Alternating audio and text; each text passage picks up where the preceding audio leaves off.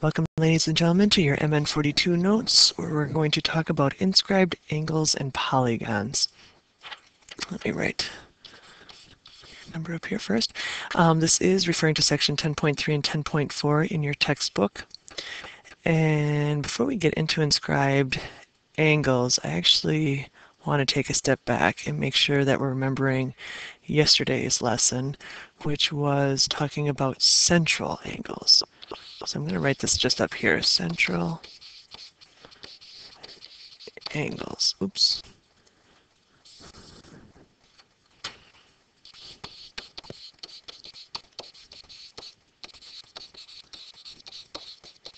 And just a quick picture, if you have a circle and you have the center and you have an angle, and let's say this angle in here is, let's say, 60 degrees.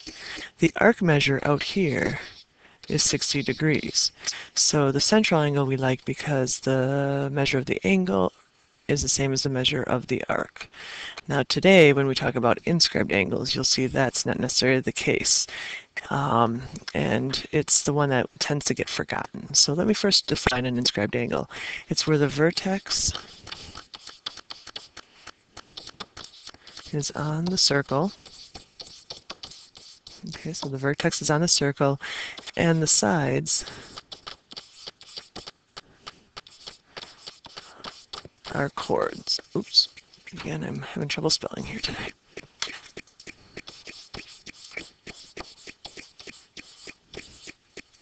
So here's an inscribed angle. This right here is the vertex. And we have a chord here and a chord here. And notice that all the points for this angle is actually on the circle. So when I think of inscribed, I always think of the vertices or anything important is actually on the circle. How do we measure an inscribed angle? Well, if this angle, let's say, is 60 degrees, like the example above, instead of being out here at 60 degrees, it's going to double to 120 degrees. So the relationship is quite a bit different than central angles. So again, the central angle, the center of the circle is the vertex. On a inscribed angle, the vertex is way over and it's right on the circle. So I'm going to put this right up here. The measure of angle ADB is going to equal 1/2 the length of the measure of arc AB. Okay. So let's kind of use this as an example down here and see how well you can see it. It says find the measure of angle T, find the measure of arc QR, and also TS. Now notice they have an inscribed angle here at angle R right here is 50 degrees, and they say the arc out here is 100, so they did double it. Now if this out here is 48, that means this angle in here is going to be half of 48, which is 24. So we found that answer. Now the thing that you need to put 24 degrees back over there.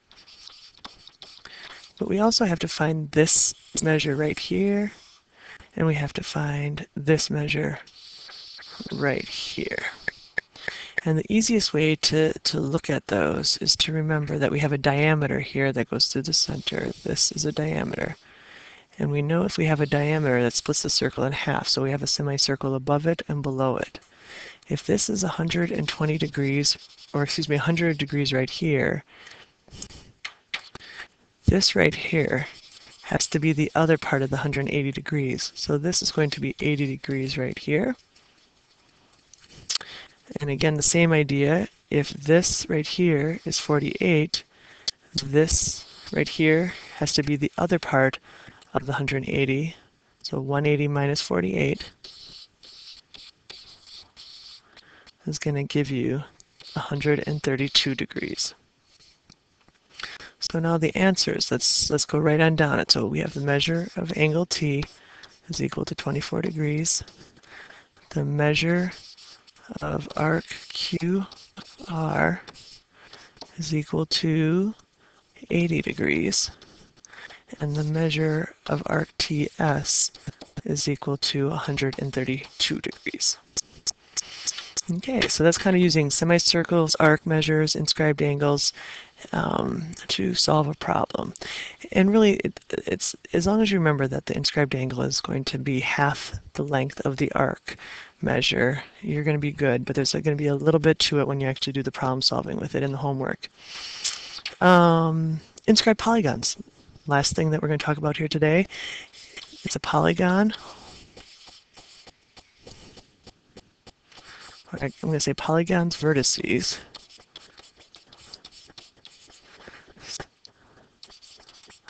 are on the circle. So if you look at this triangle, first of all, I want you to note that this here is the diameter, which is also the hypotenuse of the triangle. And notice that all three vertices are actually on the circle. But there's a cool relationship that happens that if the hypotenuse is the diameter, then you end up with a right triangle. And that happens no matter what, folks. So if you, I could draw a better circle than that. Let me give you another for instance. If you draw a circle, and again, draw a diameter somewhere in there. Oh my goodness gracious, hold on a second. Let me do it again. My drawing skills today are limited.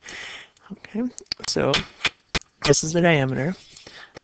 And then if you draw one more point on the circle, I'm going to put it right here, and create a triangle. And this triangle is quite a bit different than this one to the right. But again, notice you end up with a right angle right here. So that happens no matter what, as long as the hypotenuse is the diameter. Now, the last inscribed shape we're going to talk about is the quadrilateral. So again, we have 4 instead of 3 points on the circle. We have 4 to create 4 vertices. And this is not any kind of special quadrilateral. It could be anything as long as it has 4 sides. And the relationship is going to be that angle A plus angle C is equal to 180 degrees, no matter what shape it is, as long as it's quadrilateral. Angle B plus angle D is also equal to 180 degrees. So there's that very, very cool relationship that happens with inscribed quadrilaterals. Okay, so we're talking about, taking a step back, inscribed shapes, but most importantly, inscribed angles and how they connect with the measure of the arc on the outside. So again, the measure of the inscribed angle is going to equal the measure of the arc.